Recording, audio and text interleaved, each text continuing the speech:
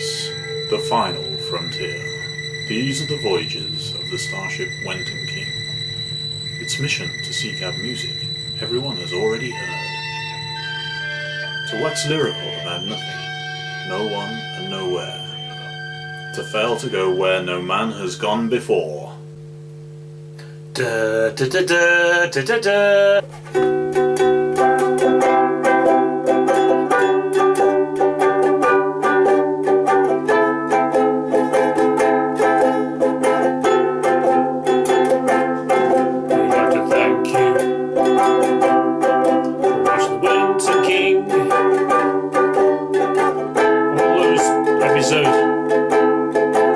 All the time, the Wenton King.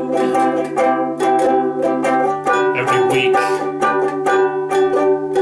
Wenton King. For 2 years.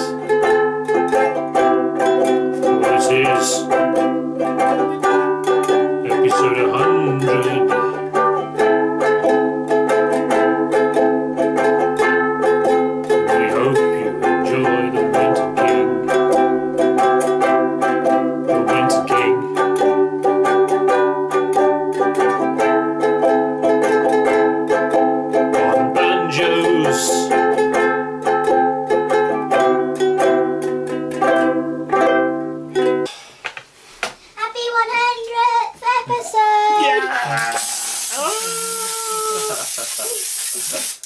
Hello, Wenton King. Hello, blah, blah, blah. This is episode 100, and I hope you enjoy episode 100. We're not reviewing an album as such, but we are going to be talking about music as well as some amusing clips. I haven't decided what the amusing clips are going to be yet. I haven't even looked, so I'll do that at some point. But the thing you're watching has clips. But it's not just a clip show. There's all sorts of silly stuff and some interesting music chat as well. Yeah. So enjoy. Yeah.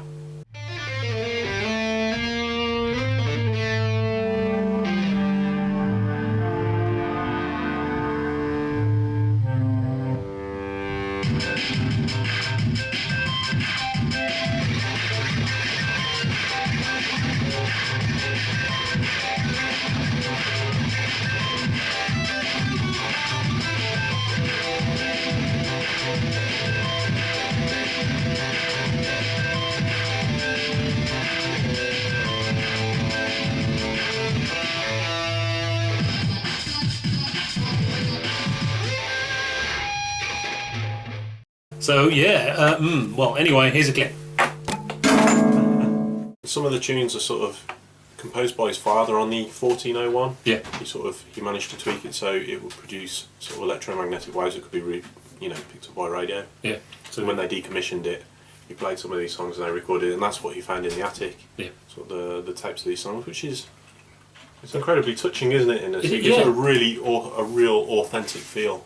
Yeah, and that's the whole feel of the album, isn't it? Yeah. So and nostalgia maybe and that kind of thing. Obviously, if you grew up with computers, you can relate to that. So yes, 100 episodes of the Wenton King. We're dead now. We died on the internet.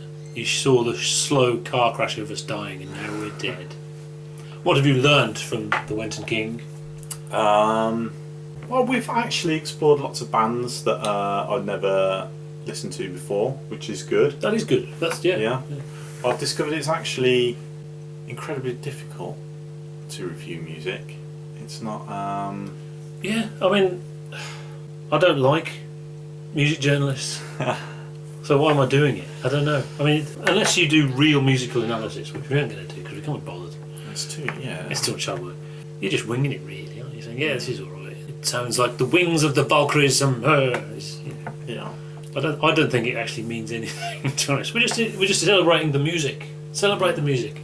That's what it's all about. It's amazing how often something comes along where you think you got a grasp on what is good music or what is your taste in music, and then something comes along completely out of left field and sort of breaks all the rules that you've set up for yourself and turns your musical world upside down. That's what we search for in life, isn't it? Yeah. Because music is life.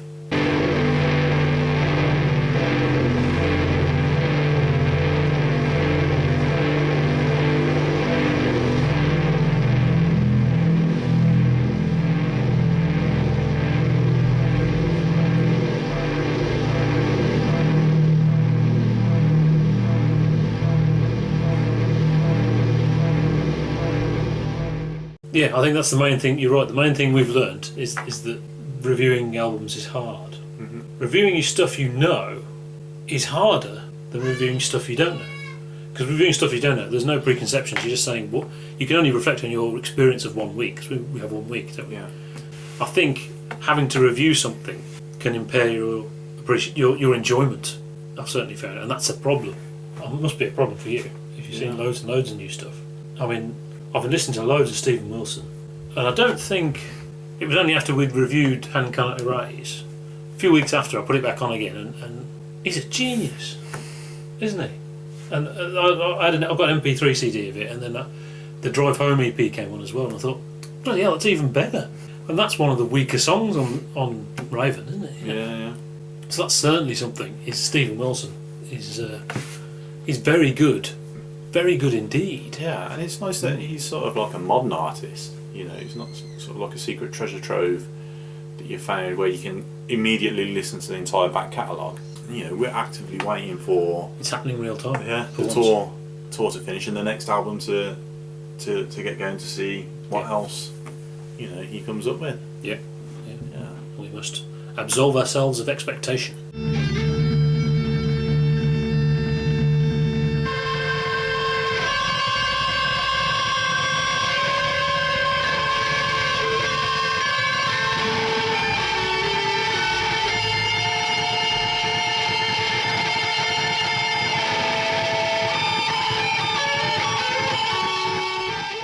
Best music of last 50 episodes? Yeah, that's very difficult because obviously we've reviewed some great bands in the last 50 episodes. We've done a lot more generic stuff. Yeah, we did Sabbath and we did Deep Purple, which was alright. I mean, we did ELP as well, and I was actually watching some of our videos, and well, I didn't watch all of them, but I wanted to see what happens in episode 50 because I've got a much. You remember the very early stuff, don't you? So the first 50 I remember better than the second 50, but I think when we did ELP, we died. I think we died when we did ELP. And the stuff before ELP is better. Our review's better, there's more silly stuff, and we seem to be having fun. I don't know why that is. I mean, we had to do LP, there was so much pressure. Come on, review LP, do more albums. We haven't done enough albums, do some more of them. But neither of us really wanted to do it, do we? So maybe that was the problem. And we ended up doing loads. So that's interesting. And it's not quite been the same since then, but maybe now we know that'll go away. Yeah. And we'll do more silly stuff. I mean, we have sort of covered, 100 reviews is quite a lot. We've covered a lot of the albums that we would probably set out to review at the beginning. So if we sat down and said, okay, let's say we were going to do a music review series, what albums are we going to review? The list we've come up with there, we've probably done most of that now. Yeah. So the we're obvious ones. actively searching for something new and something different, which was why when we did Pre-Pisme, yeah, that was brilliant. It was brilliant because it was something new and something different, and probably something that we weren't expecting to find along the way. Yeah, we certainly didn't expect to find the next album and it was like really good. It was just a sort of a left field choice, wasn't it? That was the idea.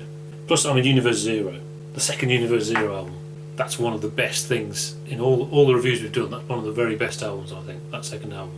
Oh my god! We asked the pretentious question, and we came up with no, prog bands aren't pretentious. That was what we came up with, wasn't it? I've actually done a review which isn't out yet of a band, and I think that album is pretentious, actually, or partially. Interestingly, but none of the other albums we've done I think are pretentious, except for the Smiths, which I think probably is quite pretentious. But I have to say, I watched that video, and when it's terrible laughing at yourself and laughing at your own comedy kind of thing, but it's really funny. I really enjoyed it, not just the silly voice. I love the bit at the end when it was like an outtake where you fell on the keyboard. It was brilliant. It was really funny, because it was short as well. It was great. It's interesting. No one ever comments on the silly stuff. We do all this weird stuff. It's quite strange, We went through a period, didn't we, of trying to do something completely off the wall and seeing if we get any response, and no one ever said anything. Because we kind of enjoy that more than the reviews, really. Do another David Bowie album. Any suggestions, by the way, folks, let us know. I don't mean more bands. We know bands, so you don't need to suggest bands because we know the bands. But how do we do it? Yeah. What should change in the videos? What would make our videos better? Don't say without the silly stuff, because we're not going to do it. I mean, I've often thought maybe if we could interview someone, but how do you go about doing that? How do you get them? Yeah. How many views do you get? Oh, we get 100. We've got we've got quite a few subscribers now. Yeah, we've got 400 subscribers, 408 or something, yeah. Which I think is more than we ever set out to do, because we do practically no self-promotion. We just put our stuff out there and hope that people watch it, and hope that sort of... That's true. Yeah. And I think that means that people who subscribe actually are quite interested in the kind of music that we review. Yeah.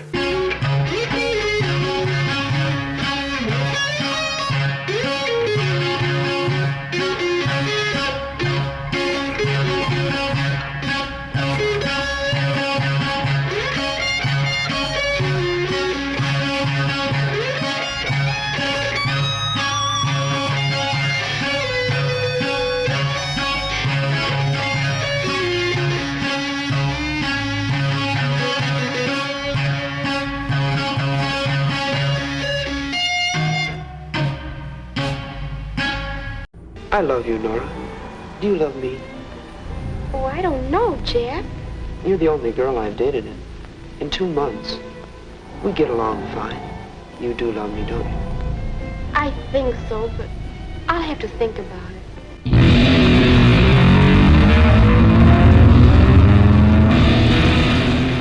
Best album we reviewed. The single best album we reviewed. Selling England by the Pound. That's a good one. Or is it The Lamb? Yeah, yeah, that makes it easier. I would choose the Lamb over Selling England, yeah. And there's Presents. You know, there's been 3. You let that slide there. I was quite critical of the Lamb. I had the first half of The Lamb. Oh, you were, yeah. Yeah, I was quite critical. But I openly acknowledged Yeah.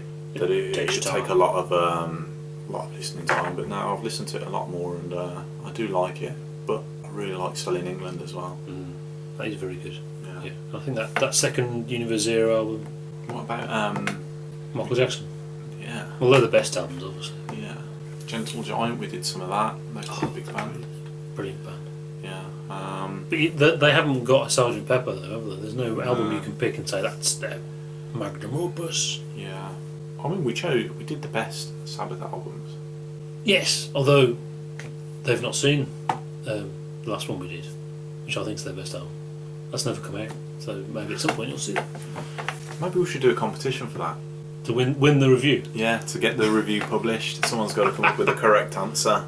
I'm thinking of a number between 1 and 1 million. Those competitions didn't work either. No.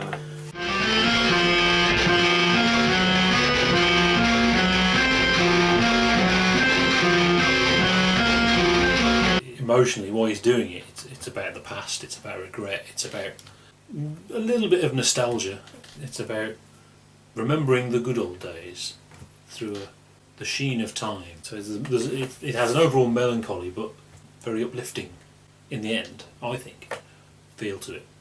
Some of it sounds like a band I really like called Mostly Autumn, which I did not expect. It's not something that the previous album sounded like at all. It is apparently influenced a lot by The Dreaming by Kate Bush, interestingly. I really like doing Tom Waits. I think I said this in episode 50 as well. I did really like doing Tom Waits. Tom Waits was another one of those that was quite different that we weren't familiar with. Yeah, and he was interesting. I actually found it quite, by the end of the run of albums that we did, I was sort of a little bit, okay. Well, it was all, we'd done it by then. And that's the problem, isn't it? That's why we only do 3. The third one is often one too many. Yeah. And actually, for the same for Universe Zero as well, we didn't really need to do the third album, Universe Zero. It was lip service. So, listen to this. It's the kind of music that you can imagine someone listening to as they're ready to go out, sort of to get them into that kind of mood. It's almost a sort of personality defining music. This is me. They would associate with people who like the same kind of music. That's right, yeah. Or even listen to that kind of music because their friends do, perhaps. So I think perhaps the reasons for them liking it emotionally are perhaps to do with nostalgia, perhaps a feeling of being back at school with your mates, that kind of thing, an empathy, a social thing, which neither of us feel.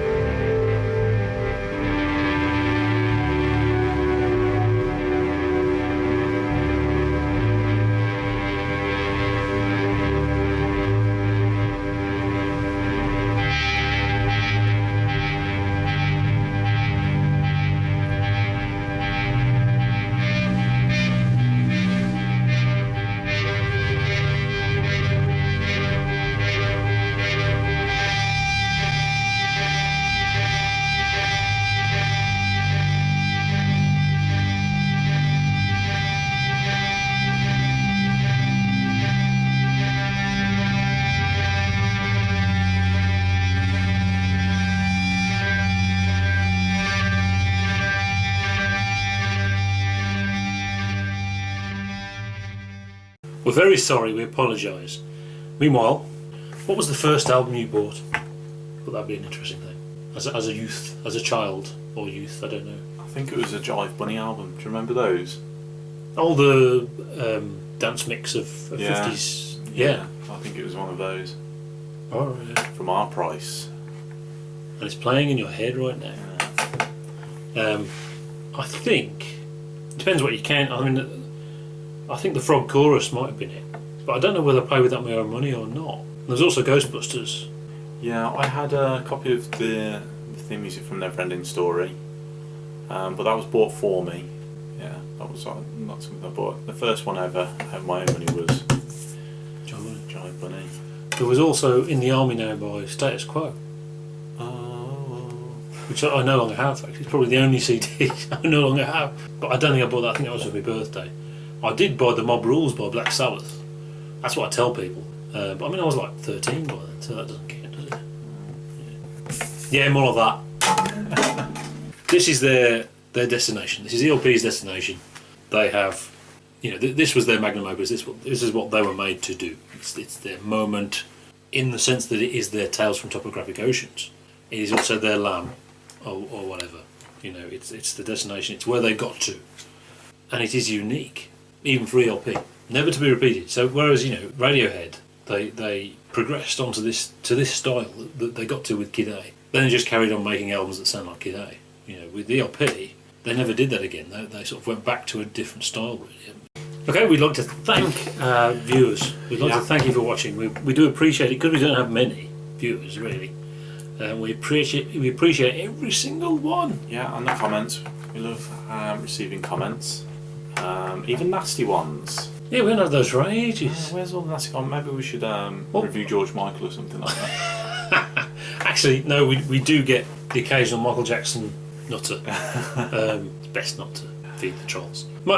Having said that, most of the people commenting are Michael Jackson fans who don't agree with us, but are perfectly reasonable and say, thanks for that, it's interesting because you're coming from a different perspective. Yeah. Occasionally you get a nutter who's very upset. Yeah. Out of interest, Kev, if the radio was on at work, what would you rather listen to, Michael Jackson or Elton John? It would depend what Elton John, wouldn't it? I mean, I would think there'd be some 70s stuff by Elton John which would be very good, which I haven't heard. So that would be, in that sense, it would be, I'm not suggesting Elton John is better than Michael Jackson, because I wouldn't think he is. I had that situation crop up this week. The answer is Michael Jackson. Yes, because if he's on the radio, it's going to be something good, isn't it? It's going to be Beat It or one of the three good ones. Yeah. And there you go. So, thank you very much. We're going to see you next week for episode 101. Very special episode.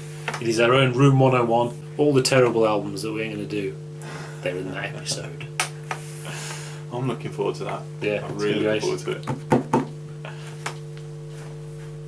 Thanks for subscribing. Yes, thank you very much.